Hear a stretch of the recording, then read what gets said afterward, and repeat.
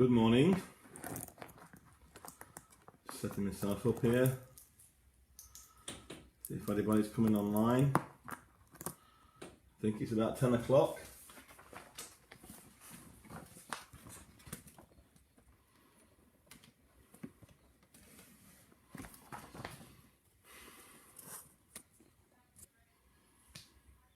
One person, two people. Joan, hello there, how you doing? This is great. Let me know if you're watching. I think it works. If you're my Facebook friend, it'll tell me if you come online. And if you're not, then I don't know who you are.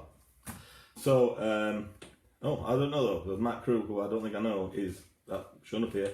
Oh no, because he said something, that's right. So if you're not my Facebook friend, say something, then I will know who you are. So hello Matt, hi Mary. Good to see you all. Hi Julie. So today, good morning from Pakistan. Fantastic. Right, okay, we'll get cracking in a minute. That's and it's my tea break. So I'm not out and about today. In my house.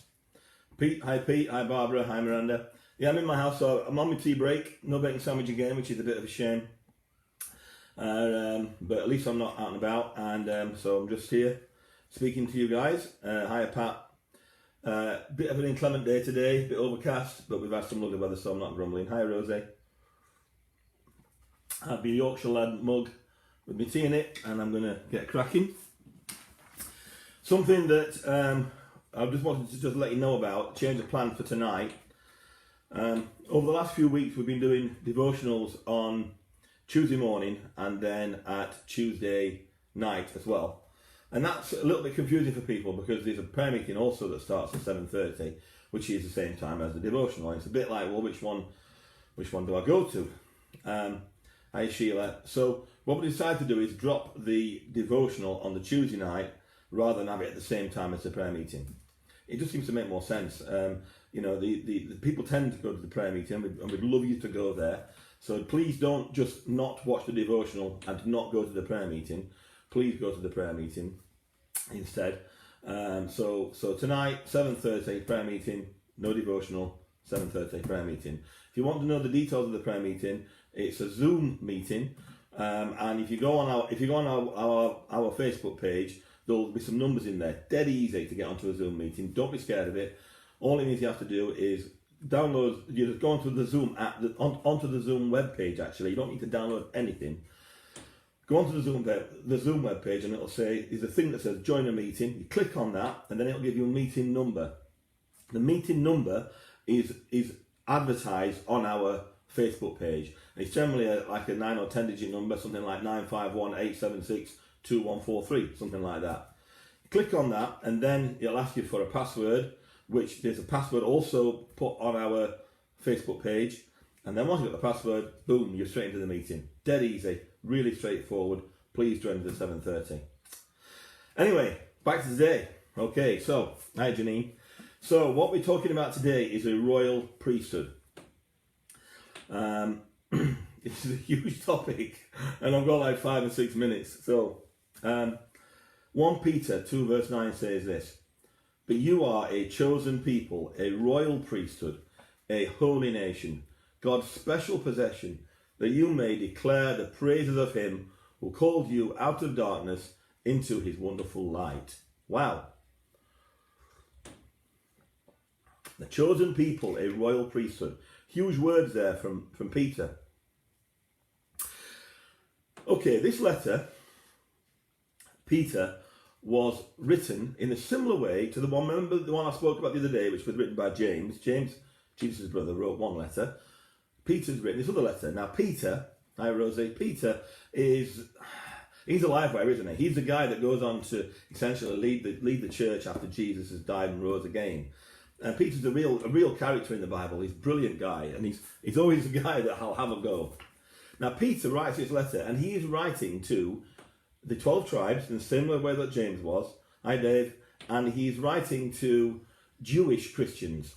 Okay, he's writing to Jews that last year were Jews and this year are Christians, and they're making this enormous transition between Judaism and Christianity. So the theme is sort of salvation being a gift, we are God's family, and Christians have eternal life. This is the theme of the book. It's a really interesting book. It's really short. Please get it read. Now, there's a lot of differences between the time that Peter was writing this and the time we're in now. Culturally and in every way, you really can't draw any comparison. But I'm going to try I'm going to pinpoint one particular thing. One difference between the people that Peter was writing to and the people of today, and this is this. Peter was writing to Jewish Christians, people that had been Jews. Now, the Jews had 12 tribes, and within those 12 tribes was one tribe, the Levites, that broadly speaking had the specific job of being the priests. These were the guys. These were the go-to guys to get to God. So these guys, they sorted everyone's sacrifices out, they sang psalms, they worked in the temple, they copied out the Bible. They did all that stuff that was very, very important to the Jewish nation. And everybody else didn't do it. Communication with God was something that your ordinary Joe, like me, your ordinary Tez, didn't have. He had to use a priest as an intermediary, a mediator, if you will. And this is nothing like we have in our churches today. In our churches today, we have a leader of the church, Luke and Leah, but they have no special connection with God other than what is available to us. They're not our mediators. We don't have to go to Luke to get forgiveness or to sort out a sacrifice. Thank God. None of that. It's a different relationship. But this was the historic situation that the Jews had had. Now, during the lifetime of Jesus, the Holy Temple in Jerusalem was the centre for Jewish religious life. The temple was the place where animal sacrifices were carried out. Worship, according to the law of Moses, was carried out in the temple. It was followed faithfully within the temple. And in the temple, there was a veil that separated the Holy of Holies and the rest of the temple. And the Holy of Holies was sort of it was the earthly dwelling place of God. That was what it was signified symbolically.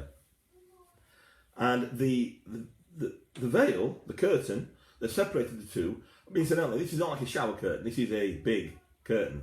This thing's probably something like 60, 70 foot high and 4 inches thick and 40, 50 foot wide. This is a big piece of fabric. But this huge curtain separated the Holy of Holies, God's dwelling place, and the rest of the temple. And it was only able to be entered once a year by a high priest, and he went in there once a year on the Day of Atonement or Yom Kippur. He goes in there and sprinkles blood on the mercy seat, which is the Ark of God. So that was how it worked. And in doing so, he provided atonement for the nation of Israel. That was the rules, if you like, that time Jews were living under. So I cover that. I know that's a bit sort of technical, and I'm not a technical guy, but I cover that because it's important.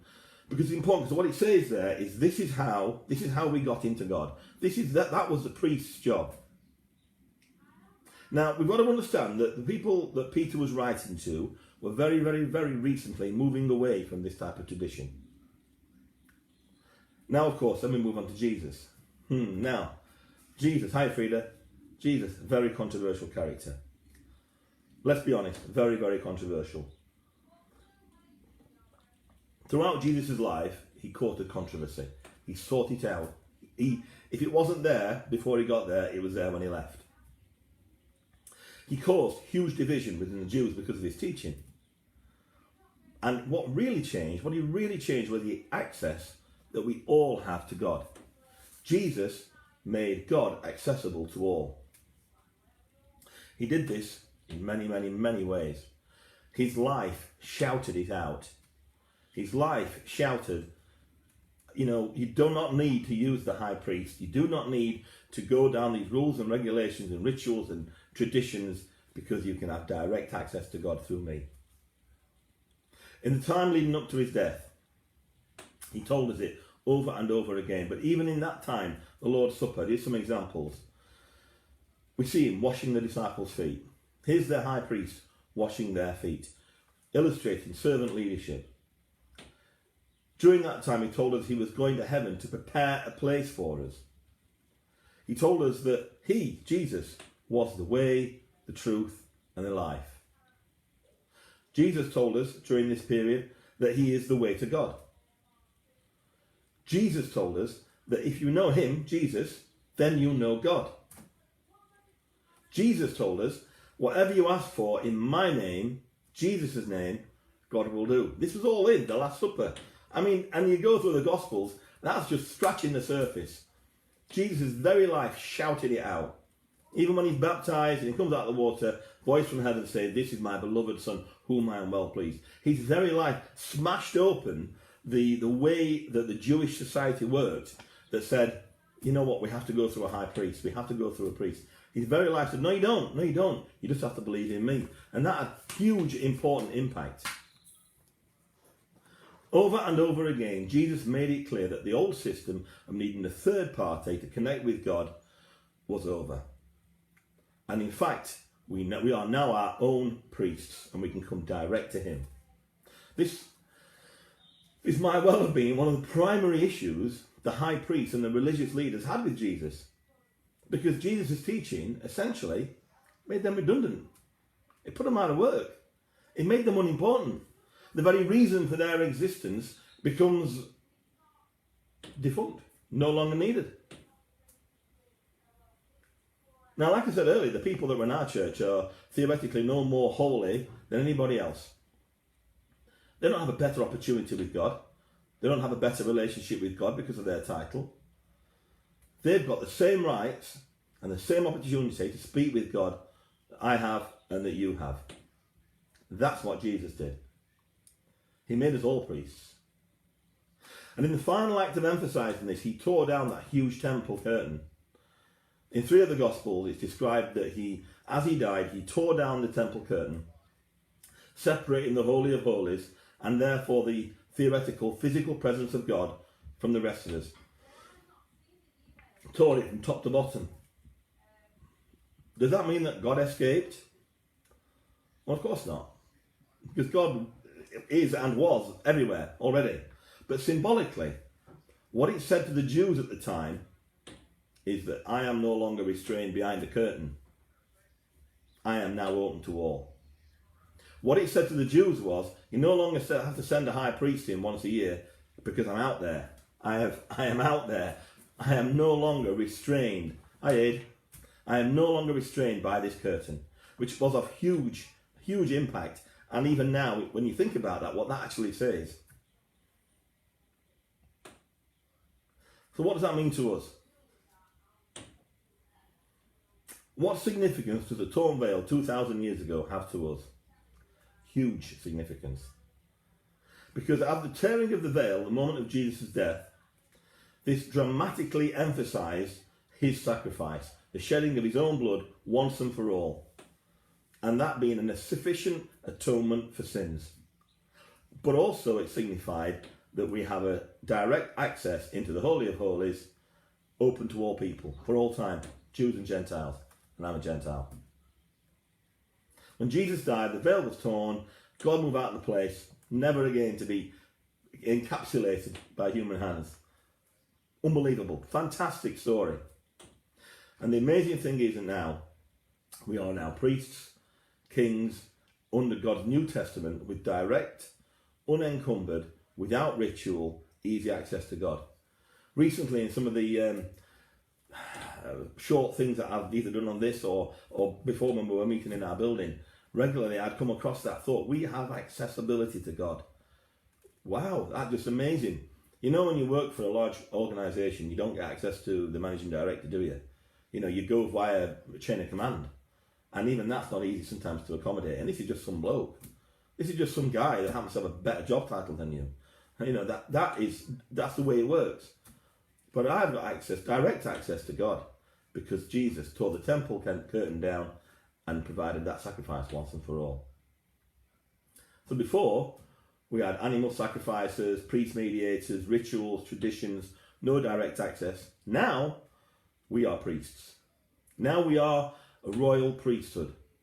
We have one sacrifice, Jesus, no mediator apart from Jesus, and direct access.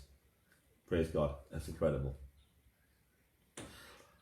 I really would like us to encourage us to read the whole of 1 Peter. Like I said, it's a short book. It's not very long. I think it's 4 or 5 chapters. So please read it. Take on board what it says, because it's actually speaking to people like us, bizarrely, and it gives us information as how to live. Tonight, please come to the prayer meeting. Remember, there's no devotional. Please come to the prayer meeting, 7:30. Look up the Zoom number on our Facebook page, and it's dead easy to join. Don't be intimidated. Have a go. Oh, by the way, if the bit you don't like about it is you can see your face, and we should let you see your face. It's great. But let's say you don't like that, then you can turn that off. So you can just be a blank screen that says whatever Joe Blogs. So please join us. Thank you very much, Sally, Rosie. Lovely to virtually speak to you, and I hope to see you all very, very soon. God bless.